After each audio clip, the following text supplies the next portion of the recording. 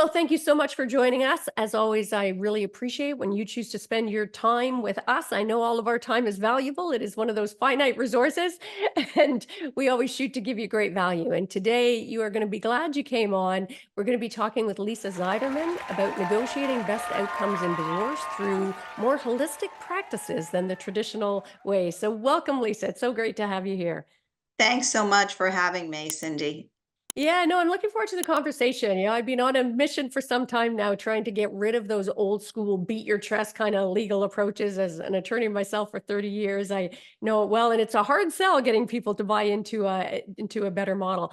And for our listeners, for those of you who don't know, Lisa Zeiderman, she's managing partner at Miller Zeiderman. She's a matrimonial attorney and a certified divorce financial analyst. But she has awards coming out the wazoo. She's been named to the Crain's New York list of notable women attorneys, Hudson Valley Best Lawyer, a Best Family Law Attorney for Client Satisfaction by the American Institute of Family Law Attorneys, amongst other awards. We wouldn't have time to get to the content if I had to keep going on. And she is regularly published in Financial Advisor magazine, the New York Law Journal, and various other publications quoted on issues ranging from financial empowerment to tax issues to child custody. So definitely is coming to us with some serious chops. And I've got to ask, I mean, it's such a tough area of law, Lisa. What led you to this particular practice area? So it's a little bit of a windy road, Cindy. I had actually graduated high school, went into the fashion business. I was Oh, I was really interested in being very entrepreneurial at the time. I guess I ended up being an entrepreneurial anyway because I obviously have my own law firm. yeah. But I decided to work on 7th Avenue, which I did. I worked for a manufacturer, well-known manufacturer at the time, and also worked at Macy's, which in New York was a very big Of department course. store. Yeah. And Everybody knows then it. decided that I wanted to actually have my own showroom. And so I went out and searched for young designers and put together my own showroom and worked with those young designers to market them and sell their goods throughout the country to major department stores and to Wow. specialty stores. And then I went through my own divorce. Okay. And in going through my own divorce, I really felt like I was super interested in the financial aspect of it, in the custody part of it, and also that I kind of understood what people were going through as they were going through a divorce, that they were really stressed at the time through financial situations, custody Right. situations. I mean, what you're really there about at that point is probably the two most stressful areas that you're arguing about.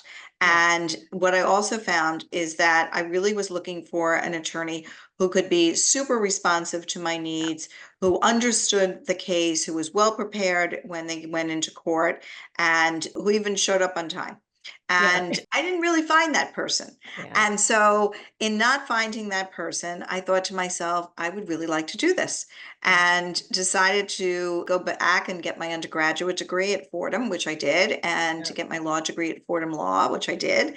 And then I worked as an intern my last year of law school for a solo practitioner Yeah. and got into the courtroom and liked it and thought the negotiations are very much like the negotiations in the fashion industry. Instead of markdown money, we're talking about spousal support Yeah. and equitable distribution, but it's all a big negotiation Yeah. like everything else in life. And so I thought I could really do this. And then in 2013, I opened up my own practice, and it's now grown to about 50 people, Wow. 20 plus attorneys, including an estates and trust department, and in both Manhattan and Kings County and Westchester and Rockland and Putnam Yeah. County. So we are really working with people with complex situations now. That is wholly impressed. I clearly did not dig far enough when I was researching about you. I had no idea. That is like, I already thought you were impressive, but that is just like taking it to another whole level. And what a sad commentary on our profession that you couldn't find that person. So, now, more than most areas of law, I think, divorce can create, trauma. I don't want to overstate it, but I think that's a fair, characterization if it's not handled appropriately. And I know you advocate for a more holistic approach. So I'd love if you could share a little bit about that. Sure. So, look, I don't think that as lawyers we are equipped, nor can we respond to every single thing that goes on in someone's life. There are people who could do it much better than Yeah. we can. So, we certainly know the law and we can be well prepared, but we need help. We Yeah. need people who can work with our clients, on therapeutic basis, people who can work on a financial basis to figure out, streams of income and complex issues such as valuation of businesses. Yeah. We often work with parent coordinators. We work with people who are really specialized in the area of therapy and who can help our clients through difficult times. It's a very anxious Yeah. time. I mean, Absolutely. clients have a lot of anxiety about it. It's stressful. Sometimes they're going to court, sometimes they're in depositions, sometimes they're just, in settlement negotiations. But in all of those things, they are really dealing with the most critical factors in their life. And so and let's just be real. This is while life is going on, Yeah. right? Absolutely. So, we've had clients who have had all sorts of health conditions as they go through that. And not surprisingly, you may be in a situation where you're in a weakened state. And so we've had clients who have had breast cancer. We have had clients who have children with special needs. We have clients who have autistic children. We have, all of this is just life. Putting aside the divorce, Yeah. there is a whole life out there too that would go on with or without the divorce. Sometimes there's issues of domestic violence that people Yeah. have to get through, failed pregnancies, fertility issues. Yeah. All of these things are part and parcel of the people who come to us.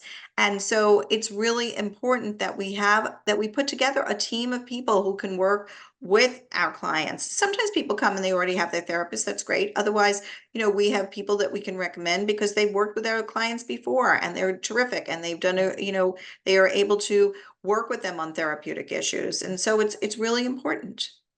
Lisa, that is so beautiful and sadly so rare. So for our listeners out there, for the attorneys, I recommend you adopt this kind of approach. I think it is common sense and what a better experience for clients. And for those of you who aren't lawyers who are listening, support lawyers who do this. Go actively. Obviously, if you're in Lisa's jurisdiction, check her out. And if you're outside her jurisdiction, be asking these questions. So we start raising the bar literally and figuratively. So thanks for that. What do you find are some of the mistakes that people make before asking for a divorce? I think everybody sort of jumps in or finds himself in that situation, and often a lot of damage is done. Any thoughts on that? Yeah, it's interesting. So I think that people are very reactive. And sometimes they may be too reactive prior to finding their attorney or their therapist or figuring out that they shouldn't be so reactive. Look, it may be that there's infidelity. It may be that there is domestic violence. You could be in a situation where somebody wants out and you may not feel the same way. Uh, And so frustration, anger, all of those are emotions that may be appropriate emotions, but unfortunately, you're going to be in a situation where you really need to control your Yeah. emotions and act in a reasonable way.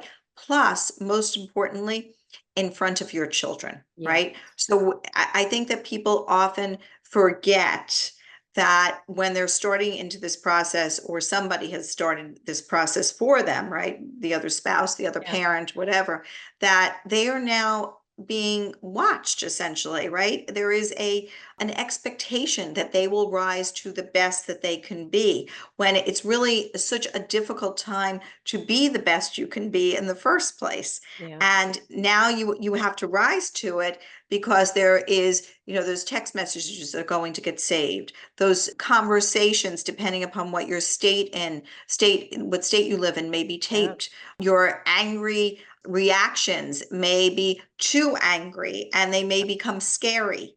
You may be involving your children in discussions that your children shouldn't be involved in, having arguments and fights and all sorts of things that nobody is going to think is appropriate. And yes, it's everyday life for a lot of people. And yes, it's human and we hear all of that. But the fact is that at some point, it may actually not be a good Yeah. thing and it may come back to haunt you. Yeah. Great advice. And if you were going to do sort of a checklist, what kind of things should people be putting on there? And particularly, let's focus on the financial because you're right, and I think it often gets ignored. People feel overwhelmed or ill-equipped. So, what kind of things should go on that divorce financial checklist, would you say? So I would say start gathering your statements, your bank statements, brokerage account statements for the last 5 years, certainly. Tax returns, good to have the last 5 years of tax returns, credit card statements, Yeah. anything like that. That's really important to have. One of the things that's often overlooked, and you really need to start looking for it if you're going through a divorce, is if you've received an inheritance or if you received a gift from family. Yeah. Tracking and tracing that gift from family and where it ended up and how it ended up there and the paperwork that actually goes to it. Yeah. That's really important because then that may be your separate property and you may get a credit for that separate property. But if you can't trace it in New York, for example, you won't get it. Yeah. The other thing is premarital accounts. So premarital retirement accounts, premarital bank accounts, brokerage accounts, all of those accounts you may also get credit for if you are able to trace that money. Look, if it's spent, it's gone. Okay. Now, but if, for example, you took your premarital property and you put that into a home and you now own that home, or you've sold that home and now own a subsequent home, you may get credit for that premarital property. You just have to have the statements. So it's really important to remember that statements only use that financial institutions only provide those statements for 7 years usually. Mm, And so it's important to save yeah. those statements that track and trace your separate property because they will be extremely useful. Yeah. Also, be careful not to commingle your separate property. I always say to people, separate property and marital property, in other words, the income you earn during the marriage and the monies that you might have come into during the marriage from inheritance or that you had Yeah. prior to the marriage, if you put them into a cup and you think of it as water and you can't tell the difference anymore, that's a Yeah. problem because you have done what is called commingling. And so really important to start thinking about those types of things. And gosh, we don't. I mean, as you're saying that, I'm just going, oh, you probably saw me cringing physically here. I'm like, oh my gosh, like talk about it. When we're in the rosy phase, nobody ever thinks about those kinds of things or even tracking it at the very least, as you say. Now, I know you do a lot of work and talk about financial abuse as well. So for Elizabeth, tell what is financial abuse and what can we do about it?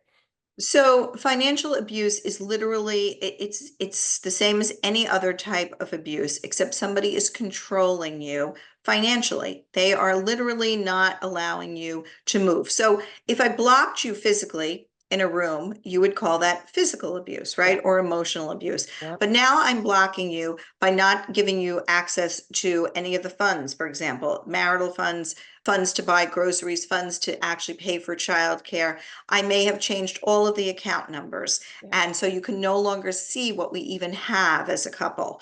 I may have rerouted the mail so that the statements that used to come to the house or used to come to the emails, they no longer actually come anymore. And you literally cannot see. I might have cut off and I hate to use it, but your amount of money that you would receive every month from the person who was earning the money. So Yeah. perhaps there was somebody who was paying the primary part of the bills or giving you monies each month. Somebody would call it an allowance. I hate that word, but Yeah. it is sometimes used. And so maybe that's been cut down considerably over Yeah. time. Maybe it's down to almost nothing. And so your ability to move around the world, essentially, let alone around your town, is now diminished. You have no more ability to actually go out and even work. Yeah. And I always liken it to, there was a series on called Maid. I don't know if you ever saw Oh, I that. did. Gosh, yeah.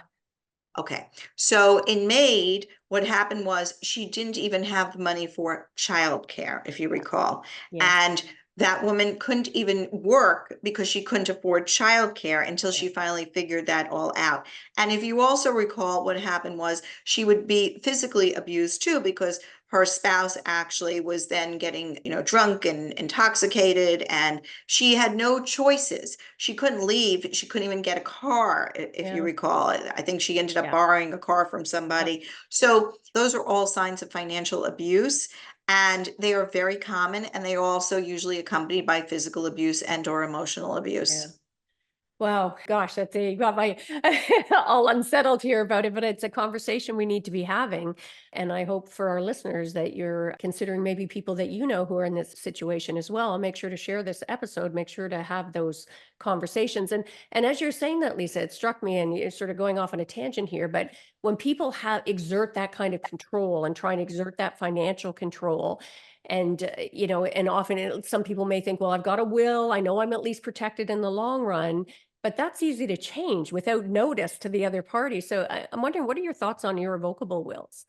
Well, I think that there are irrevocable trusts that can be set up. Yeah, I don't know that you could really set up an irrevocable will. You can set up certainly a trust that are irrevocable, yeah, and that would probably be more of my trust and estates department. yeah, That being said, okay, that being said, I think that you really can't count on something that you can't see tangibly, right? So right. if you're not seeing the assets, there's a very good chance that you don't have access to them because they either have been moved or you're not seeing them or Yeah, they're being kept from you. That person isn't going to be signing an irrevocable will for you. yeah, That right, or putting monies in an irrevocable trust for you, likely. yeah, They might be transferring monies to yeah. someone else, okay? And that is the more likely scenario, that monies get Yeah, transferred out to family members or friends or somebody else, and you wouldn't even know that. And that becomes part of the problem. And look, we've had a lot of clients whose spouses have put these trusts in front of them and said, let's give all the money to yeah, the children. And yes, I understand that there's tax reasons to do this, but there's also, you have to be so careful because there's also divorce planning and yeah, reasons to do that too. yeah, And so a lot of these trusts you have to, and I understand the tax law is changing and that people are wanting to get monies out of their estate so that they don't get hit with heavy taxes. But at the same time, you need to make sure that you are actually provided for and that you're yeah, thinking what happens if we run into a situation where we don't make it, where we are getting yeah. divorced. What happens? What is there for me to be able to live on? Yeah.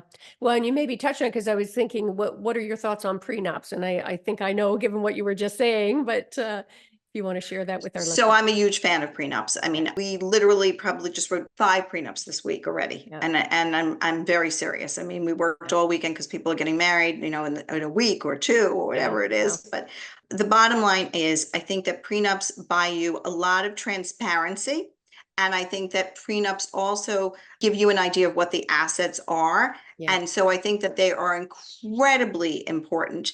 And I think that if done correctly, they will alleviate a lot of issues later in terms of litigation, in terms of negotiation. And it's a roadmap. You have a yeah. roadmap of what's going to happen. What could be better than that? Yeah. Yeah. I was very resistant, but I got to tell you now, after 30 years of practice, not in this area of law, but boy, prepared in advance when things are on good terms makes a lot of sense for this and any business, and for any business relationship in your personal life, just setting out, as you say, that transparency. And let's talk about mindset for a moment. I mean, people think I'm a broken record because I think that our first and most important negotiation is with ourselves on just about anything. So do you have any thoughts on how we can negotiate our mindset better, like for your clients, so that they can have a better experience when they're handling a divorce? So I would say that people need to understand that it took them usually a long time to get to the point where they are, right? I mean, it may have been 5 years, 10 years, 15 years, 30 years, right? Yeah, And that you're not going to get divorced overnight. yeah, It's just not the way it is. There needs to be enough information so that you understand what your rights are. yeah, And that is not going to come in a minute. yeah, And it's not going to come in a week or a month or probably even in two. And so I think that patience in this case is truly a virtue, yeah, and that you have to be realistic as to your expectations of it. I also think that you have to be careful not to over ask. yeah, Okay. You really want to be realistic yeah, about what your expectations are in terms of what your rights are. And your lawyer is going to know what your rights are. I mean, yeah, the lawyer is has had enough experience likely in the courtroom knowing what a judge is going to do, knowing what the area calls for in terms of spousal maintenance, in terms of child support, a lot of that information. And so you need to follow the guidance of the person that you decided to hire, because that's why you've hired them. Yeah. And I think that you may have a different wish, but it may be an unrealistic ask. And so you're going to end up going down a road where you may be very, very disappointed. And when your lawyer is saying, I really think that this is it, you need to start to take that very seriously. Yeah. Yeah. Now, how can clients get, like, how do you do, because you have this very progressive approach, which I just love. How do you help your clients get leverage in their negotiations when the other person, whether their partner or frankly even the other counsel, either have or seem to have more power in the negotiation? Any thoughts on that? So I think power comes with being prepared Yeah. and being calm and understanding what the facts are. Yeah. And I think that that's why you want to build your team out, Yeah. frankly, so that you have, the expert in the vocational area, the vocational analyst, so that you have the forensic accountant, so that you have a therapist to lean on when things become too tough and you feel so overwhelmed. I think that's how you get that edge in negotiation. Is you feel super prepared, you feel level, you feel that you can enter a room and have that discussion calmly and be heard. And I Yeah. think you also have to make sure that you have an attorney who can be heard. If you feel that your attorney is not advocating for you, and that doesn't mean getting you everything you want, Yeah. but it means understanding the situation, and within the situation that the attorney is able to advocate for you in the best way possible. Yeah. Yeah, I love that. And I was smiling just because I'm a big advocate. When I talk about negotiation, it's one of my core principles. You can show up with the requisite confidence when you've done your preparation. And I think it ties back beautifully to what you were saying about patience. Do the prep work at the front end so that you're not scrambling or being surprised and then ending up in reactive mode and getting outcomes that don't make sense for either party and missing opportunities for more creativity. So important. I love that. No, I also am going to add something, if you don't mind, Cindy. I think that for people who are the moneyed spouse, I think that they also have to understand that they're going to have to produce documents, yeah, lots of them. yeah, Okay, lots of them, many more than they ever imagined. yeah, And that if they produce them in an organized fashion and they don't fight the process, yeah, it will go faster, easier. You're not going to be in a situation, likely, okay, where your spouse is going to walk away and know nothing. Why is that? Because their attorney can't do that. yeah, Their attorney really cannot let them walk away and know nothing, because it is their attorney's job to make sure that they understand what the assets are, what yeah, the liabilities are, and they're going to need documents. They're not going to take your word for it. yeah. They're going to need the documents. Yeah, I love it. And it's getting that clarity. I mean, part of that prep process is having the clarity as well about what outcomes that you want at the end of the day as well. I often advocate that try and find the deep, why, not to get too corny about it, but of the other party in a negotiation, because it's amazed me in my career how often everybody always assumes it's just about the money, but it's not always about it. Some people just want to be acknowledged that they weren't treated well, frankly, or get that apology. What's been your experience about that? Is that something that you think has value? So I think that, yes, I think that there is value in finding out what's important to the other person. So the other person, what may be important to them is that they have a relationship as a family, Yeah. that they still continue. And that doesn't mean that they all live together, but that they are still able to continue to have that relationship, that they can spend a birthday together, that they can spend a special occasion together, that they're able to walk their child down the aisle together, right? At a wedding. That may be the more important thing to somebody. And so it's important to understand what is important to each person in the negotiation. Yeah. What drives that person? It's also important to understand what's their stress point, right? Yeah. What's their pressure point? Yeah. Okay. You need to understand that. I mean, that's not necessarily the kindest approach, but that is the reality of it. Yeah. Everybody has a stress point. Course. Yeah. And what role do you find that I mean, we've talked a lot about sort of the emotion and what people bring and how multi-layered this is. What role do you find emotion plays in these negotiations? And more importantly, how can we use it more effectively so that it doesn't derail the negotiation? So I think emotion plays a huge factor in these negotiations, right? There is this idea of win-lose, and I think you have to put that Yeah. win-lose aside. Yes. People are Hallelujah. literally right. I'm like, I can't believe when we're discussing important issues that people want to figure out, are they winning or losing these Yeah. issues? Does it really matter as long as Yeah. you get what you need, whether you've won or lost a particular issue?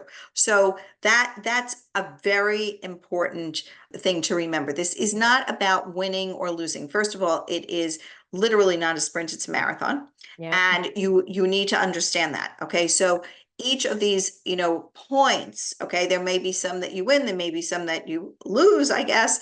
We never call them losing because I don't Yeah. like to even think of myself as losing. I'm not a victim, so I never lose. Okay. I love But that. I think, and I don't like if somebody actually thinks that they're losing, because that puts them in a victim way, Yeah. in a victim situation, right? Yeah. So I think that the question is, how do you get out of this? And I think the eye has to be always on what's the end game here? Yeah. What is the end game of what do I want to do? Look, divorces are expensive. Yeah. Okay. There's no two ways about it. And I think people also have to be realistic about that, Yeah. because it is not an inexpensive process, but frankly, this is a financial partnership that you've entered into. Like it or not, that's what you did when you got married. Yeah. You entered into a partnership, just like any other partnership. Yeah. And now we are literally breaking apart this financial partnership. And if we were breaking apart a business, you wouldn't think that it would be so easy, like we would just do it in Of five course. seconds. It's going to be negotiation and working back and forth and figuring it out. And there's going to be some things that you give and some things that the other person gives, because that's what we're talking about here. It's Yeah. a financial partnership. That's what marriage is. And that's why it's so important to enter into that prenup, because that is your business contract. Yeah. That's a great perspective shift. And I think a great way to manage expectations with clients as well, making that kind of metaphor for it. And what role have you found, if any, that creativity plays in these negotiations? Oh, wow. I mean, being strategic, being creative is so important. Yesterday I was on the phone with a client for almost like back and forth almost the entire day until we Wow. got to a place where we both came out at the same place of what the next strategy should Yeah. be. So, listening to your client, making them part of the process, Yeah. understanding what they actually are bringing to the process, and listening to their ideas, it makes you as an attorney more Yeah. creative, Yeah. because in the morning I was like, no. In the afternoon I was still like it, no. And by the late Yeah. afternoon I was like, oh, I just thought of how we could do this, right? Yeah. And then we had like a plan, and it was all because we went back and forth on it so many times Yeah. that we came up with a plan. Yeah. Well, and I love this for both sides, right? As the attorney, be more cognizant, be more aware, bring intentionality to that creativity process. And as the client, be demanding that of your attorney, frankly, be looking for and wanting that engagement to be able to find what all of the various options are so that you can get a little bit more creative and come up with strategies that might get you outcomes that are even better than what you'd originally thought, taking that more competitive win-lose kind of approach to the divorce. So I love that. Lisa, I'm wondering, what's one of the most surprising things? I mean, you've been practicing a long time. You've got this obviously burgeoning practice here. What's one of the most surprising things that you've discovered in your years of practice in this area? Oh, surprising. It's so hard to think of a surprise at this point. It really is. I Nothing don't think surprises you anymore. I just feel like I'm not that surprised Yeah. anymore. I guess, I would say this. I think that people, when they come to us, and this was like a revelation that I had actually a few weeks ago, so it is actually pretty fresh. But when people come to you, they feel that they are so different from each other, and that is why they're getting divorced, right? Yeah. And by the end of the divorce, if you're very involved in the case and you're in negotiations, you start to see how similar Yeah. they really are. Yeah. And that there was a reason that they got married, and Yeah. a reason that they stayed together. And although there are differences, there are also so many similarities of what drew them together. And you could start to see those similarities Yeah. as you're getting really involved in the negotiations. I love that awareness. And really, I mean, isn't that true of any conflict? We think of some of the biggest global conflicts we're seeing right now. If people would focus on where they're the same, they're all people who love their families and their partner. We're all have this human experience together. And in these conflicts, we forget that we are more, even most of the world religions, right? People have killed more people in the name of religion. And at their core, there's such fundamental similarities. If we could just focus on that, what a different world it would be. And if you don't mind me asking on a personal note, Lisa, I mean, especially practicing in an area of law that is so fraught, the clients I imagine are coming with so much emotion and that. What are some things that you do? I mean, you have this beautiful holistic practice, which I'm sure helps to a certain extent, but how do you sort of protect yourself from being battle worn, if you will, from the feeling like you've had the life sucked out of you and from the practice of law? So look, it's funny. I always say to the attorneys who work with me, when they come into the office, they say, "We have a problem." I'm thinking, we don't have a problem. We have done all the things that we have to do. We don't have a problem. So what is it that you're telling me? And they say, well, such and such and such. That's actually not our problem. Yeah, And that is the lesson, right? yeah, We are here to help with our clients' problems. But at the end of the day, we didn't create the problem. yeah, We are not the problem. yeah, We are here to help. It's like any other career, right? We're here. If I was a surgeon, I was a heart surgeon, I'd be trying to help you with your heart, right? If I was a lung surgeon, I'd be trying to cure whatever lung yeah, disease you have, right? That is what we do. We are here to help.